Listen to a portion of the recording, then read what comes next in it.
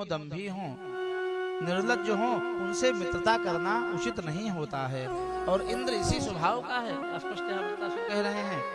निर्लज्जो यम दुराचारो ब्रह्मा लंपटः सठः। इंद्र बहुत स्वार्थी है, लंपट है, सठ है।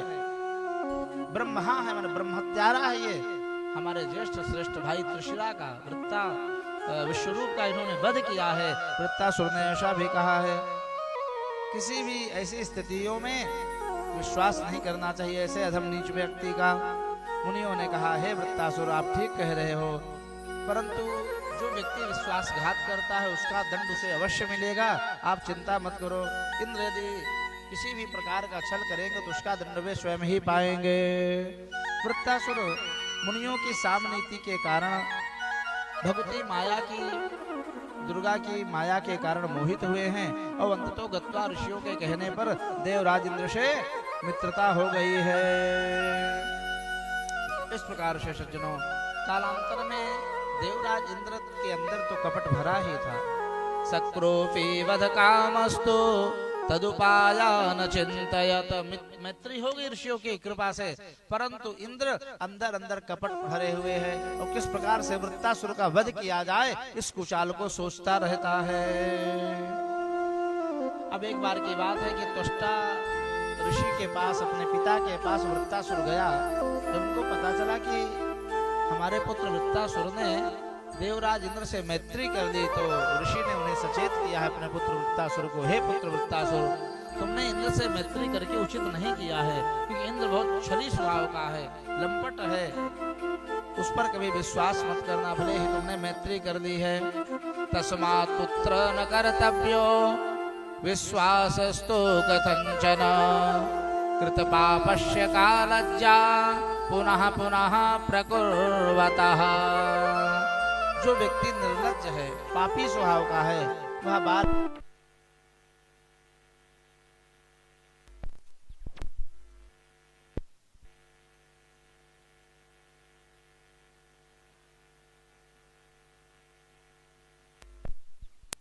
साउंड बंद करके ऊपर लाला साउंड बंद करके हारन चला दो, साउंड बंद करके हारन चला दो। हाँ, इस प्रकार से सज्जनों, आज त्वष्टा ऋषि ने अपने पुत्र वृत्तासुर को सचेत किया है कि सर्वथा देवराज इंद्र से सचेत रहना, होशियार रहना, नहीं वो कभी भी अपने स्वार्थ में आकर के तुमसे बदला लेगा। फिर क्या था सज्जनों, इस प्रकार से वरदान आदि का स्मरण करके विष्णु भगवान और महामाया भगवती का स्मरण किया है इंद्र ने। तत्रा जगामः भगवान दृश्यः पुरुषोत्तमः तदा वज्र मध्ये प्रविश्यासो संस्थितो भगवान हरिः।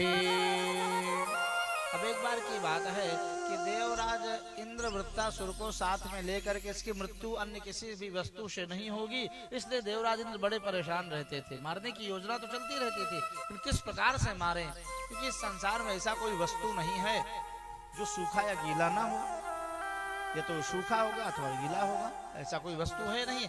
इंद्र बड़ा विचार करते किस प्रकार से इसको वध करूं, भाई अस्त्र शस्त्र सब सूखे हैं, अन्य कोई भी चीज छूता हूं तो सब गीली है।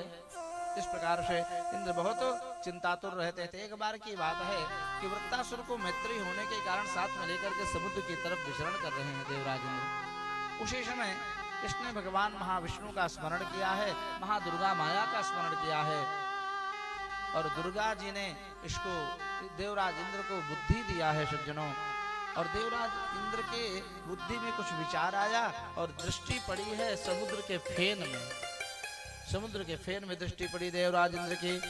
विचार किया है भगवती का स्मरण करके, भगवती ने इंद्र से ये भी कहा है दिव्य रूप से कि हे इंद्र, हम उस दिव्य फेन में और तुम्हारे वज्र में अपनी दिव्य शक्ति समाहित करते हैं, तुम अपने इस दिव्य आयुध में उस फेन का लेप करो, अथवा उस फेन के द्वारा ही अर्थात इसका वध संभव है। स्मृता मात्रा तदा देवी श्वांसं फेनेन घापयत। फिर क्या था सज्जनों, वृत्तासुर के ऊपर तुरंत देवराज इंद्र ने फेन को उठा करके उसके ऊपर प्रहार कर दिया है। मात्र एक फेन के द्वारा ही उसकी मृत्यु निश्चित थी। इस कारण देवराज इंद्र के द्वारा वृत्तासुर को मृत्यु हो गई है। इस प्रकार से यथा मे निहतः पुत्रः प्रलोभ्य सपथैर्भृशम तथेन्द्रोऽपि महद्दुःखं प्राप्नोतु विधि निर्मितम्। अब जब त्वष्टा ऋषि को पता चला कि फिर से देवराज इंद्र ने मेरे पुत्र को छल से मार डाला है, मैत्री करने के बाद धोखा दिया है, बहुत बड़ा जघन्य अपराध किया है इंद्र ने, अपने पुत्र के और्धदैहिक संस्कार आदि को करके त्वष्टा ऋषि ने इंद्र को श्राप दे दिया है। हे इंद्र, तुम्हें महान दुख प्राप्त होगा। ब्रह्म हत्या इंद्र के ऊपर आकर के समा गई। सज्जनों, ब्रह्म हत्या प्रत्यक्ष लगने के कारण देवराज इंद्र के शरीर में अत्यंत दुर्स्थितियां प्रकट हो गई। शरीर में कोढ़ आदि उत्पन्न हो गए, अत्यंत प्रकार की बदबू आने लगी शरीर से। अब देवराज इंद्र को देवताओं ने त्याग दिया, स्वर्ग से बाहर कर दिया है।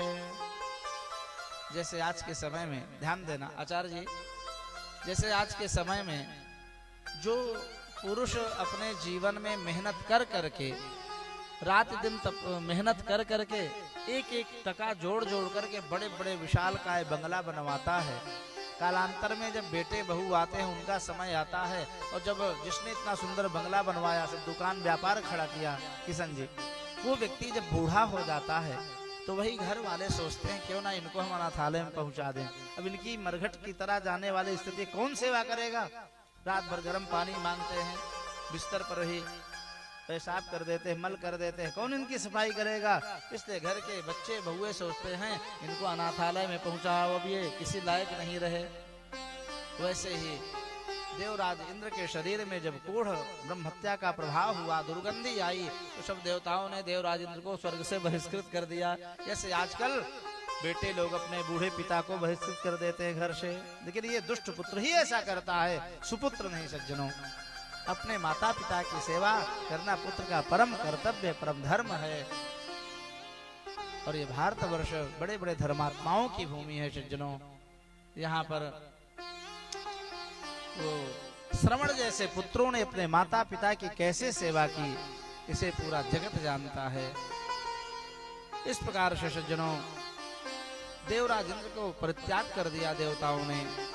फिर क्या था, निर्जगाम गृहान मंदो मानसम सरयुत्तमम पद्मनाले प्रविष्टो सौ सभा भार्यार्थः शोककर्षितः। घर परिवार से हीन हो गए हैं देवराज इंद्र। मान सरोवर में कमल के तंतु में सूक्ष्म रूप लेकर के देवराज इंद्र वहां तपस्या करने लगे हैं। स्वर्ग लोक में कोई राजा न हुआ तो उपद्रव होने लगा, दैत्यों का अराजकता बढ़ने लगी, आतंक होने लगा।